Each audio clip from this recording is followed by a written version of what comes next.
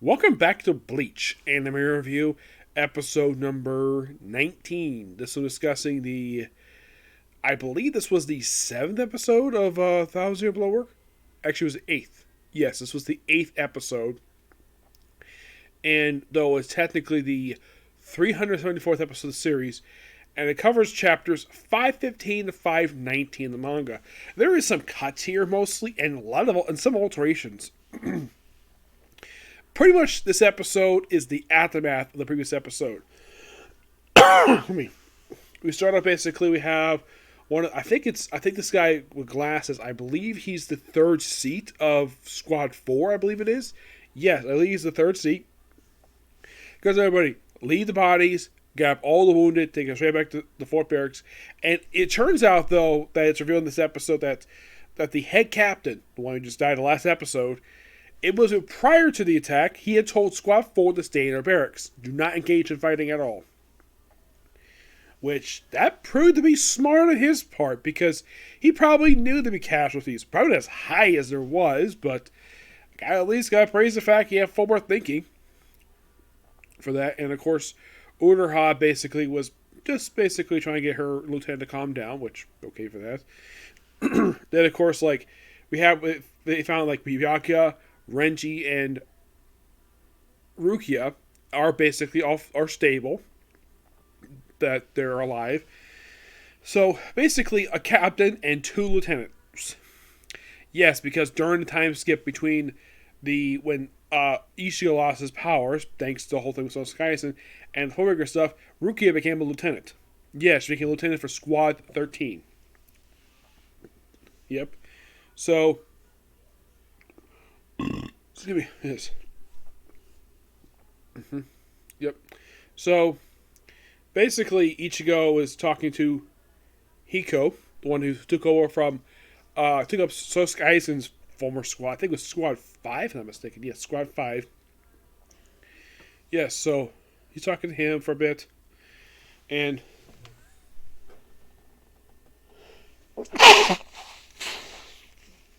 then he's informed to go see Mioriya, the squad captain for Squad 12, the research division. And they were attacked, and they did some casualties, not as heavy as Squad 1, who practically got the entire squad, got pretty much just evaporated. Excuse me.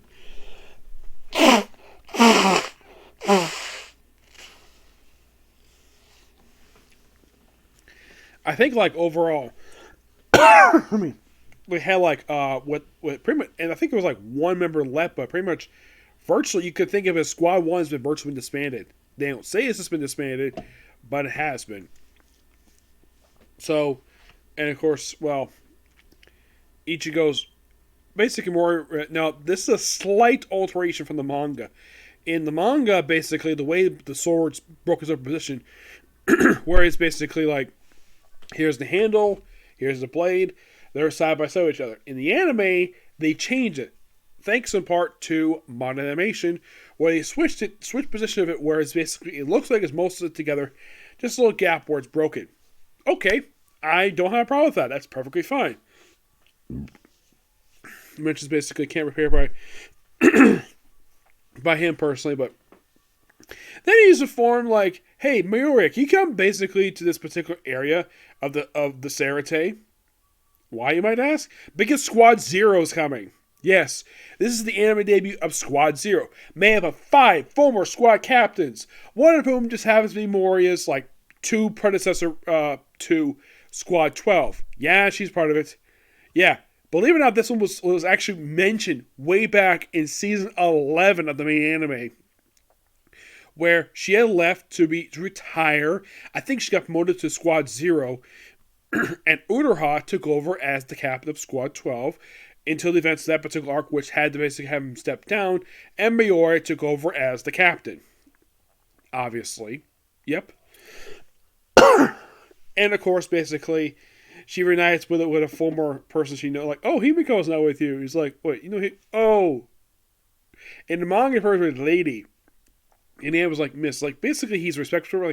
You have changed. Oh, I haven't changed. Yeah, apparently she used to be really thin. And here she's overweight. because she loves to eat. That's her for you.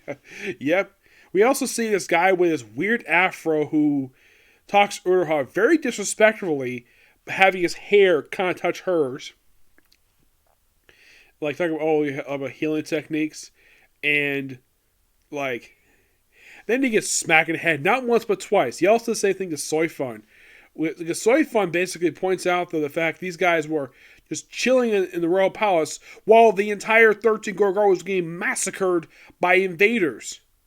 And of course, he gets an arm broken, but lucky if he stopped. And of course, this guy is revealed to be he's the Hot Springs demon, if you listen in the episode. So, by the way, in case you're curious though, the names of these particular members of Squad Zero.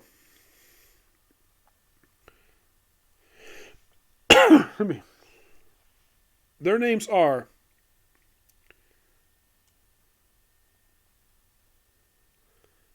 Inobi Hasabi. He's one of the episodes looks like a monkey. He's bald. Yep. That's his name here. There's also Tojiro Kundry. He's the guy who is very disrespectful.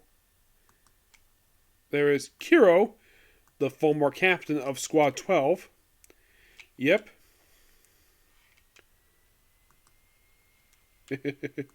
Yeah, I can't wait for any of you who's listening for me here. Then we also have the God of the Sword. Yeah, this is the guy who names all Zanpakuto's toes. He doesn't really speak much anime. This is Osoro Nomi. Yeah, weird guy he is. And also the Wave Guard. Oh yeah, and of course, apparently, she knows Minoria very well. She is Sajinoru Satura. Yep. So apparently, they've been ordered by Soul King to rebuild the 13 core squads. But first, we're taking Ichigo, Byakuya, Renji, and Rukia, along with Ichigo's broken sword. And he was supposed to how'd you break into my lab? I didn't break into your lab. They just wandered right in. Yep. And of course, basically, then of course they mentioned how they get there, and of course they cut a scene out here where Ichigo reunites with Kaku. Now, before the squad ever shows up, there's also a scene here. I forgot to mention this before we continue here. There's a scene with how all the surviving captains, the option of Byakuya and Kabashi, who are basically in a coma while they're in hospital. So it seems as though that the captain of Company 8, he has kind of been the one to basically take charge here, mostly, and had to come together. And of course, the wolf points out the fact she's not the only one who wants to scream over the fact the head captain has died. Ikaku's briefly in the episode where he's mad that Kapachi lost a fight. Yeah. So, by the way, it's really the episode about the walls that were first brought down at the start of Season 2. Now, those were brought down by Sosuke Aizen, obviously.